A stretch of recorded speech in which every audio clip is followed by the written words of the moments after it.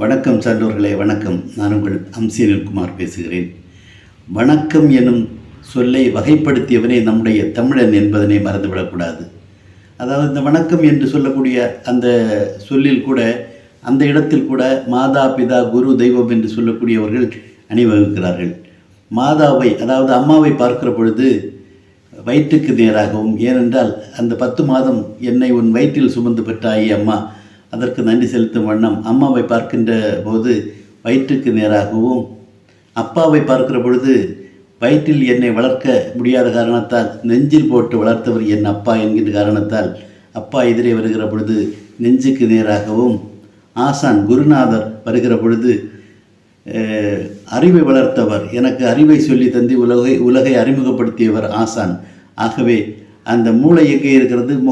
முகத்துக்கு நேரே அருகில் இருக்கின்ற காரியத்தினாலே ஆசானை பார்க்கிற பொழுது முகத்துக்கு நேராகவும், கடவுளை வணங்குகிற பொழுது தலைக்கு மேலாகவும் வணங்க வேண்டும். ஏனென்றால் அவரை தலைக்கு மேலாக வணங்கினால் அவர் நம்மை தலைக்கு மேலாக உயர்த்துவார் என்பதற்காக தலைக்கு மேலாகவும் வணங்க வேண்டும் என்று சொன்னார்கள்.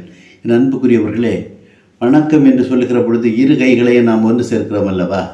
இந்த கை எதற்கு? இது சாப்பிடுகிற கை, வலது கை. இந்த கை எதற்கு? இது கழுவுற கை, இடது கை. ஆகவே அந்த சாப்பிடுகிற கையையும் கழுவுற கையையும் பேதம் பார்க்காமல் இரண்டு கைகளையும் ஒன்று சேர்த்து எதிரே வருகின்றவர்களுக்கு நாம் வணக்கம் சொல்லுகிறோம். ஆகவே என் அன்புக்குரியவர்களே, இரண்டு கைகளையும் நான் ஒன்று சேர்த்து வணக்கம் சொல்வதைப் போல எதிரே நிற்பவர்கள், எனக்கு எதிரே நிற்பவர்கள் எந்த சாதி, எந்த மதம், எந்த இனம், எந்த குலம் என்று பார்க்காமல் எதுவாக இருந்தாலும் அவற்றை ஒன்று சேர்த்து வணக்கம் எனும் சொல்லை வழக்கத்தில் கொண்டு வந்தவன், அந்த பண்பாட்டை வழக்கத்தில் கொண்டு வந்தவனாக நம்முடைய தமிழர்கள் இருந்து கொண்டிருக்கிறார்கள் என்பதனை தமிழர்களாகிய நாம் ஒவ்வொருவரும் பெருமைப்பட்டு பூரிப்பட்டு புலகாங்கிதம் அடைய வேண்டும் என்று இந்த நல்ல நேரத்திலே சொல்லி, என் அன்புக்குரியவர்களே, எம்முடைய ஒவ்வொரு காணொளிகளையும் பாருங்கள், சப்ஸ்கிரைப் செய்யுங்கள், லைக் செய்யுங்கள், ஷேர் செய்யுங்கள்.